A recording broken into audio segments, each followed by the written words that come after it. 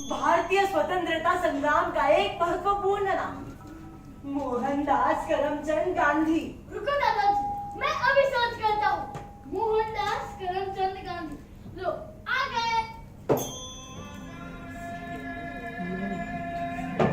अपने लाठी, कमर पे धोती और आंखों पर ऐनक लगाकर बड़े शान से चलते थे वो। ऐनक मतलब चश्मा। चश्मा, हाँ, इनका चश्मा तो एकदम हैरी पॉटर जैसा है। ये देखो, और उनकी लाठी जैसे हैरी पॉटर की ब्रूमस्टिक। वो भी क्या हैरी पॉटर के जैसे हवा में घूमते थे? अरे हैरी पॉटर का तो पता नहीं, लेकिन वो लाठी लेकर पूरा भारत देश घूमे लोगों को जानने के लिए, और समाज ने भी उन्हें कई नाम दिए हैं। बापू, महात्मा, राष्ट्रपिता। यहाँ पर गांधी जी के कुछ थॉट्स लिखे हैं। डू और डाई, करो या मरो। If someone slaps on one side of your face, turn the other one to him. अगर कोई आपके एक गाल पर चाटा मारे तो दूसरा गाल आगे कर देना चाहिए। Gandhiji did not encourage scientific development. He was anti-science. क्या? Gandhiji did not encourage scientific development. He was anti-science. Gandhi ji वैज्ञानिक विकास के खिलाफ थे। वो विज्ञान का विरोध करते थे। क्या गांधीजी एंटी-साइंस थे? हाँ, गांधी जी वैज्ञानिक विकास के खिलाफ थे। नहीं, गांधी जी विज्ञान का विरोध करते थे। नहीं, गांधी जी एंटी साइंस थे। नहीं। बापू, कैसे समझाओ इस नई पीढ़ी को कि आप विज्ञान का विरोध नहीं करते थे? आप एंटी साइंस नहीं थे बापू। हाँ, मैंने कभी विज्ञान का विरोध नहीं किया, बल्कि मैं तो मानव हित चाहता था, समाज का हित चाहता था। और जो विज्ञान समाज के लिए योग्य है, वही विज्ञान मेरे लिए भी योग्य है। लेकिन लोगों ने हमेशा इसका गलत अर्थ निकाला और मुझे एंटी साइंस घोषित कर दिया। फ्रांशु, गांधी जी एंटी साइंस नहीं थे बेटा।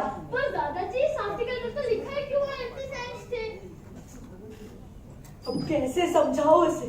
और बात इन्हें समझाने की आई तो इस नई पीढ़ी को इन्हीं के अंदाज में समझाना होगा, तभी वो समझेंगे। हाँ बापू, हाँ। दादाजी आप किससे बात कर रहे हो? मैं तो इस नई पीढ़ी को इन्हीं के अंदाज में समझाना होगा। फ्रांशु, गांधी जी के सारे महान कार्य ये तेरे छोटे से फोन में आ सकते हैं ना? हाँ।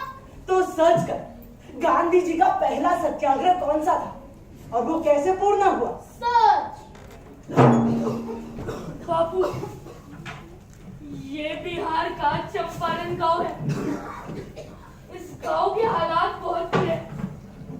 गोरे नील की फसल लगाने के लिए जोर लगा रहे हैं और हम जैसे गरीब के साथ इसमें पिसते जा रहे हैं। राजकुमार, मुझसे जितना होगा उतना मैं जरूर करूंगा। माँ, हमका बहुत भूख लग रही है, तो जो खाए के लिए दे दो। आज तुम्हारे लिए चावल बनाओ। चावल? कितने दिन हो गए चावल खाए? लावत रही। गुड़िया, आज रोना नहीं, भूखे पेट न सोना। आज मैं हमारे लिए चावल बनावत है, ये पसंद है ना गुड़िया? हे भगवान, गुड़िया के पापा। हाँ, क्या हुआ माँ? चावल का एक दाना नहीं बचावा, नहीं पिसना।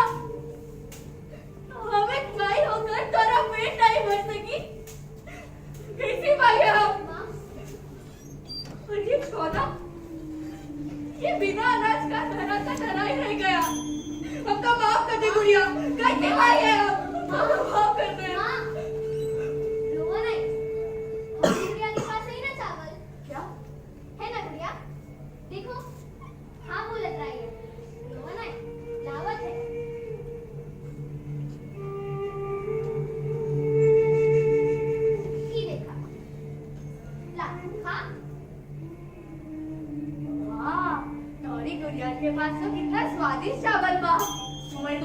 बटू ई बदन मां का चुनाया तुम माई को का खिलावत बा ऐसा काहे कह रहे हो?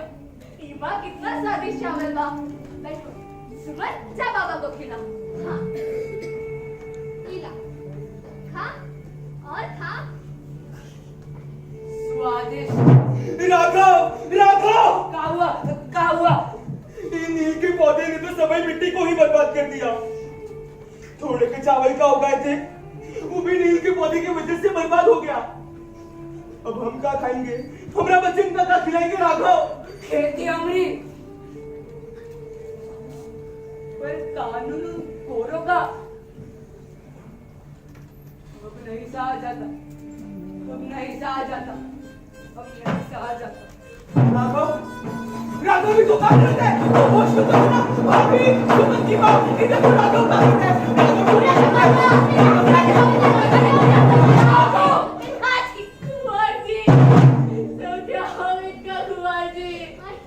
ये तुम क्या कर रहे हो?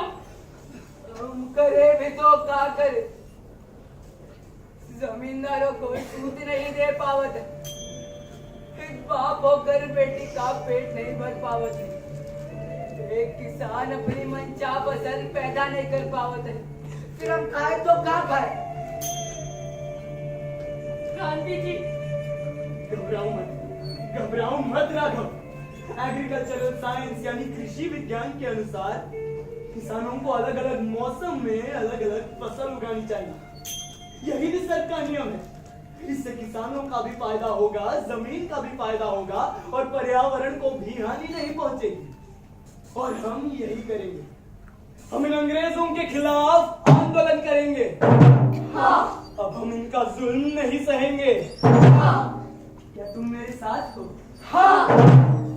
अरे तू रुक क्यों गया? आगे क्या हुआ? बढ़। आगे अंग्रेज आते और महात्मा गांधी जी को गिरफ्तार करते। महात्मा गांधी पर ये आरोप था कि उन्होंने अंग्रेजों के खिलाफ चंपारणवासियों को भड़काया था। आंदोलन शुरू होने से पहले ही उन्हें गिरफ्तार कर दिया जाता है और दूसरे दिन उन्हें कोर्ट में पेश किया जाता है। महात्मा मालूम ये किसान थोड़ा ही अनाज उगा पाते हैं और आपके कानून के हिसाब से बड़ा सा हिस्सा टैक्स के रूप में देना पड़ता है। ये अन्याय है। आपके जानकारी के लिए ये बात बता दूं मैं लोग, भारत एक कृषि प्रधान देश है। इस देश का हर किसान कहीं ना कहीं पर्यावरण को संभाल कर अपना जीवन जीता है। जब इन नील के पौधों को काटा जाता है तब उस जमीन की ऊपरी मिट्टी भी कट जाती है, यानी सॉइल इरोजन होता है, जिस वजह से इस मिट्टी में नाइट्रोजन, फास्फोरस, पोटेशियम की मात्रा घट जाती है, यानी सॉइल की फर्टिलिटी कम हो जाती है। इसी वजह से हम इस मिट्टी पर कोई दूसरी फसल भी नहीं उगा सकते, यानी पर्यावरण के साथ साथ किसानों का भी नुकसान हो जाता है। मालूम आपको ये 3 खटिया कानून रद्द करना ही होगा। हाँ, रद्द करना ही होगा। और इसी के साथ 3 खटिया कानून को रद्द कर देते। पर दादाजी, मुझे एक बात समझ में नहीं आई, उन्हें साइंस के बारे में इतना कैसे पता? इंग्लैंड। अरे उन्होंने इंग्लैंड में वेस्टर्न साइंस पढ़ा था। हाँ। और एग्रीकल्चर के बारे में? जेसी बोस। तो सर्च कर, साइंटिस्ट जेसी बोस। सच। रघुपति राघव राजा रामपति पावन सीताराम। वाह, दूध काट रहे हो? अरे बोस जी, कैसे हो आप? আমি ভালো আছি। मोहनदास, तुम्हारा योगा करने का आदत खूब भालो है। इससे तुम्हारा शरीर का स्वास्थ्य भी बना रहेगा और मानसिक संतुलन भी बना रहेगा, जिससे आपको ये आंदोलन करने में आसानी होगा। जगदीश चंद्र बोस जी, आप एक साइंटिस्ट हैं। आपको तो पता ही होगा योग शास्त्र है ही इतना महान, क्योंकि योग ये एक विज्ञान है और मेरा तो मानना है पूरे समाज को योग अपनाना ही चाहिए। बापूजी, मैंने सुना आपने जितने भी आंदोलन किए, सत्याग्रह किया, आपने बोस जी की सलाह ली। हाँ, चाहे वो चंपारण का सत्याग्रह हो या दांडी यात्रा, मैं ध्यान रखता था कि मेरे सारे आंदोलन एक वैज्ञानिक रूप से सही हो, और इसीलिए मैं बोस जी की सलाह लेता था। और लोकेरा तुम्हारे एंटी साइंस वाले लोगों का तो काम है कहना, मेरा काम है करना। पर बोस जी, अभी हमें आपकी ज्यादा जरूरत है। दिन बर दिन कुष्ठ रोगियों की संख्या बस बढ़ती ही जा रही है। हाँ, मोहनदास जी के कहने पर मैंने रिसर्च की है। प्रेम जरा खिड़की खोल देना। हाँ।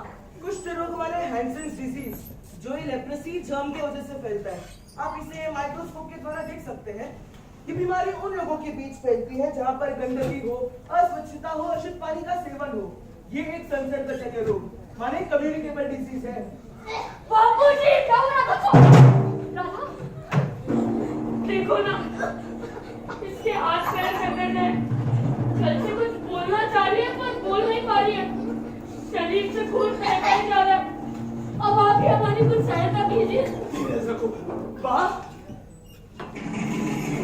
राधा! हे राम, सतनाम वाहेगुरु। सतनाम वाहेगुरु, सतनाम वाहेगुरु। राधा की मृत्यु का कारण हम ही हैं। क्या? हाँ, हमने ही गांव को गंदा किया, वहाँ कचरा कूड़ा फैलाया।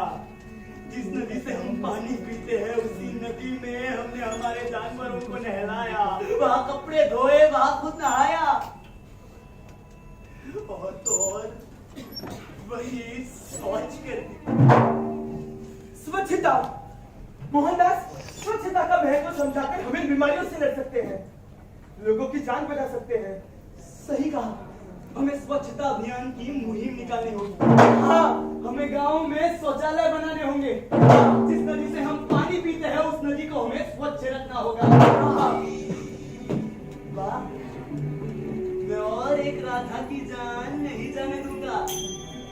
हमें गांव गांव जाकर स्वच्छता के नारे लगाने होंगे, क्योंकि स्वच्छता एक विज्ञान है और इसी विज्ञान से हमारा समाज स्वस्थ हो सकता है। और इसकी शुरुआत हम अभी से करेंगे। हाँ, रघुपति राघव राजा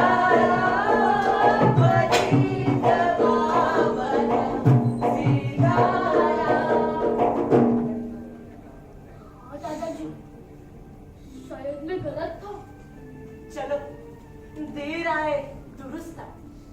प्रांशु, तुझे खगोल शास्त्र के बारे में पता है? खगोल शास्त्र? रुको, मेरे सिरी को पता होगा। है सिरी, खगोल शास्त्र in English? Khagolshastra is astronomy.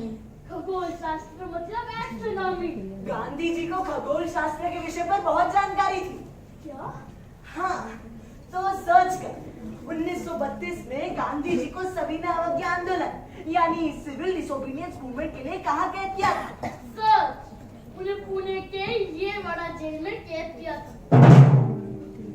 और उनके साथ वहाँ कौन कौन थे? उनके साथ कई स्वतंत्रता सेनानी और उनमें से एक टीवी कालेलकर।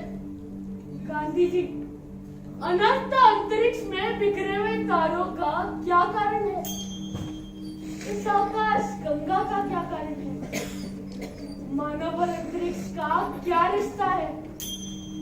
अंधेरे में छिपे हुए तारे हमसे क्या कहना चाहते हैं? रात के अंधेरे में टिमटिमाते तारे, मनुष्य की मन की असंख्य गुफाएं, ये ऐसा क्यों है? इस अंतरिक्ष में ऐसा क्या छिपा है जो मुझे उसकी ओर आकर्षित कर रहा है?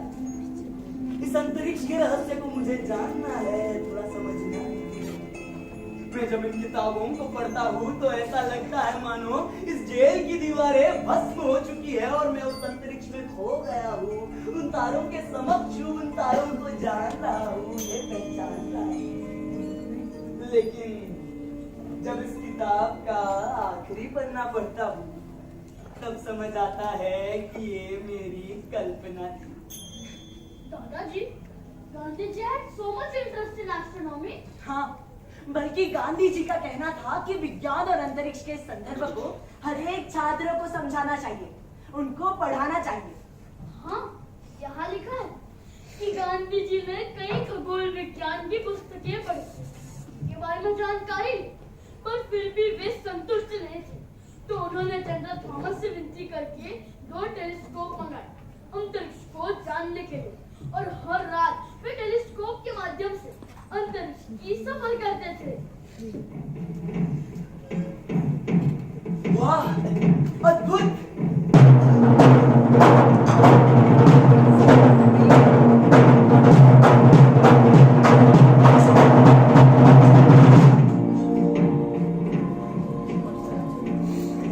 माननीय काका काले, राम शास्त्री जी, गांधी जी का पत्र आया है।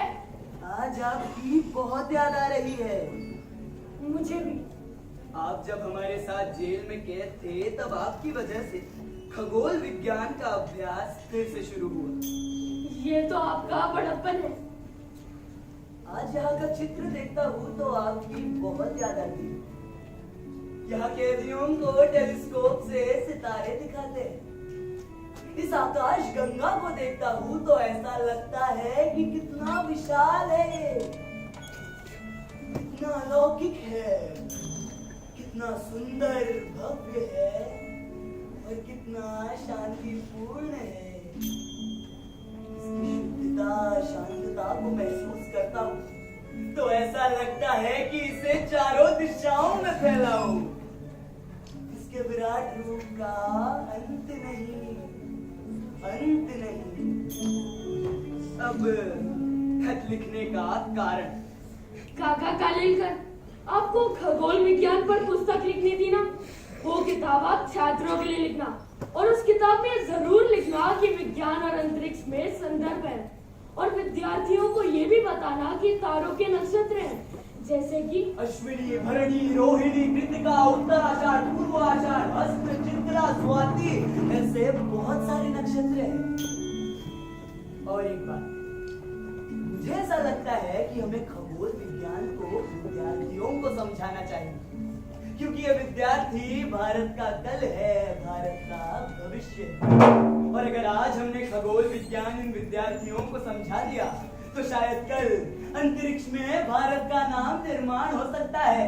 शायद तब अंतरिक्ष की गंगा भारत भूमि से ही बहेगी। काका कालेलकर, खगोल विज्ञान पर पुस्तक जरूर लिखना। हाँ, मैं पुस्तक जरूर लिखूंगा, जरूर लिखूंगा। प्रांशु गांधी जी के पास दूरदृष्टि थी, और आज अंतरिक्ष में भारत का भी स्थान है। और हम जो ये खगोल शास्त्र में प्रगति कर रहे हैं, उसमें योगदान गांधी जी का भी था। हाँ, उनका योगदान था। भारत ने 1975 में आर्यभट्ट नामक एक सैटेलाइट लॉन्च की। 1980 में भारत ने रोहिणी नाम का सैटेलाइट बनाया और अंतरिक्ष में लॉन्च किया। 2008 में भारत ने सफलतापूर्वक चंद्रयान 1 को अंतरिक्ष में लॉन्च किया। भारत ने अपनी पहली कोशिश में मंगल ग्रह पर मार्स ऑर्बिटल पहुंचाया और कीर्तिमान स्थापित किया। भारत ने एक ही यान में 104 सैटेलाइट भेजकर वर्ल्ड रिकॉर्ड कायम किया। और 2019 में चंद्रयान 2 लॉन्च किया गया। और लोग मुझे विज्ञान का विरोधक कहते हैं।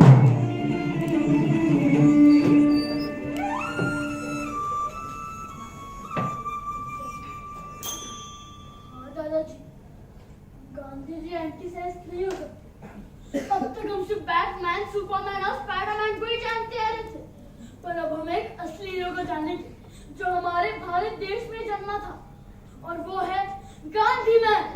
इसकी शुरुआत मैं करूंगा विज्ञान की मदद से। और तू करना क्या चाहता है?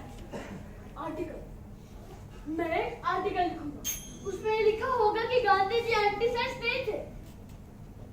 अब वक्त आ गया है कि हम सब गांधी बने, उनके विचारों से, उनके ख्यालों से, उनकी शिक्षा से, उनके सोच से। मेरे इस आर्टिकल का नाम होगा मेरे देश का हीरो गांधी मैन।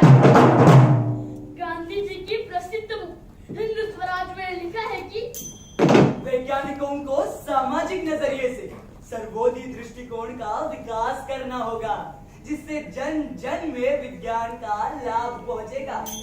फिर वो एंटी साइंस कैसे हुए? गांधी जी ने विलायती कपड़ों का बहिष्कार करके स्वदेशी कपड़े अपनाए। गांधी जी रुई के बने सफेद कपड़ों का इस्तेमाल इसलिए करते थे क्योंकि वो पसीना सोखता है और सूरज की किरणें कम अब्सॉर्ब करता है। फिर वो एंटी साइंस कैसे हुए? कुछ लोग को जड़ से मिटाने के लिए बाबा ने जो कार्य किया था, गांधी जी ने उनमें उनका सहयोग किया। गांधी जी को स्वच्छता का महत्व पता था, इसीलिए उन्होंने उस समय पर ही स्वच्छता का प्रचार शुरू कर दिया था। फिर वो एंटी साइंस कैसे हुए? गांधी जी ने सभी दलित लोगों को हरिजन नाम दिया था। गांधी जी धर्म और विज्ञान के बीच हमेशा विज्ञान को ही बढ़ावा देते थे। फिर वो एंटी साइंस कैसे हुए? गांधी जी सबको शौचालय का महत्व समझाते थे। गांधी जी अंधविश्वास के खिलाफ थे, वो हर बार सबूत मांगते थे। गांधी जी ने पारंपरिक चरखी के साथ साथ मॉडर्न चरखी का भी इजाद किया और इसे इस्तेमाल किया। गांधी जी के विज्ञान संबंधित विचार श्रम प्रधान और पर्यावरण से जुड़े हुए थे। गांधी जी के लिए इंसानियत के बिना विज्ञान एक पाप है। वो सारी चीजें जिनका एक कारण है वो विज्ञान है, और वो सारी चीजें जिनका एक कारण है वो सत्य है, यानी विज्ञान सत्य है, विज्ञान सत्य है और गांधी जी सत्य है। और उनके तो आत्मकथा का नाम था my experiment with truth. Yes दादाजी, अब मेरा आर्टिकल कंप्लीट हुआ है।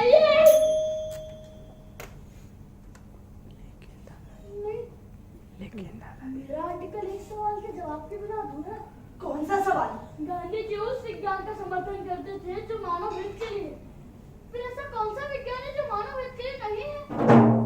जो विज्ञान पर्यावरण को, पौधों को, प्राणियों को, मानवों को, इस पूरी धरती को हानि पहुंचाता है, उस विज्ञान का समर्थन गांधी जी कभी नहीं करते थे।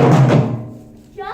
हाँ, ऐसी बहुत सारी घटनाएं घटी है जहां पर विज्ञान का विनाशकारी रूप दिखाई दिया है। लेकिन मैं जब वो एक घटना याद करता हूँ तो मेरी रूह कांप जाती है। 1945 में हिरोशिमा नागासाकी का न्यूक्लियर बॉम्ब ब्लास्ट।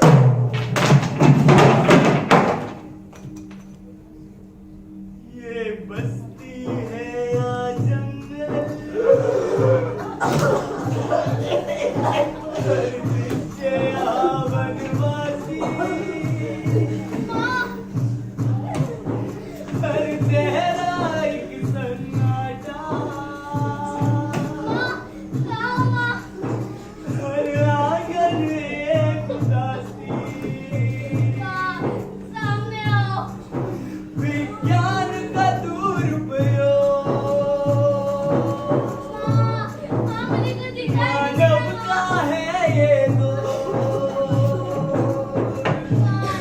सामने आओ। इंसान भी टूट रहा है, उम्मीदें हार चुका है। पूरा शहर जड़ी लाशें और मलबे में दबा था। परमाणु बम का प्रभाव 7 वर्ग किलोमीटर से भी दूर फैल चुका था। 74,000 से भी ज्यादा लोग मारे गए और उतने ही लोग घायल हुए। किसी ने अपनी आंख खोली तो किसी ने अपने पैर। कोई बोल नहीं पा रहा था तो कोई सुन नहीं पा रहा था। लोग तो ऐसे जले, उनकी बदन की चमड़ी पिघल कर जमीन पर टपक रही थी। वो अपने हाथ अपने शरीर से दूर रखकर रेंग रहे थे, गिड़गिड़ा रहे थे। आज उस घटना को 74 साल हो गए, फिर भी लोगों के दिल से वो दिन ढलता नहीं। आज भी उन रेडिएशंस की वजह से कई जगह एसिड रेन होती है। अस्थमा, कैंसर जैसी बीमारी जन्म से ही बच्चों को तड़पा रही है, उन्हें परेशान कर रही है। ये कैसा विज्ञान है? हमने ही बनाया और हम ही नष्ट हो गए। ये प्रगति नहीं, दुर्गति सही है। विज्ञान के दुरुपयोग की बहुत सारी घटनाएं भारत में भी घटी और उनमें से एक भोपाल गैस ट्रेजेडी। मुझे आज भी वो दिन याद है। मैं करखा रहा था, रेंग रहा था, तड़प रहा था, लेकिन अपने माता पिता के टूटे बिखरे तिनकों को समेटने का असफल प्रयास कर रहा था। मिथाइल आइसोसाइनाइड नामक गैस ने अपने दंश के जरिए 5 से 6 लाख लोगों में अपना जहर घोल दिया। 3000 मासूम जानवर उस जहर के असर के वजह से तड़प तड़प के मर गए और वहां का पानी तक जहर बन गया। आज उस घटना को 34 साल हो गए, लेकिन आज भी भोपाल वासी तड़प रहे हैं और कुछ बच्चे अपाहिज पैदा हो रहे हैं।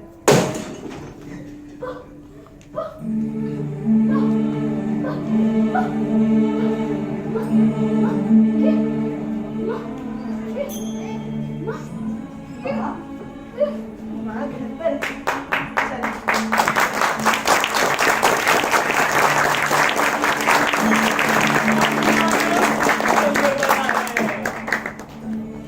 विज्ञान सही है। ये विज्ञान का दुरुपयोग कर रहे हैं। ऐसे विज्ञान का समर्थन मैं कभी नहीं करूंगा। गांधी जी उस विज्ञान का समर्थन करते थे जो मानव हित के लिए है।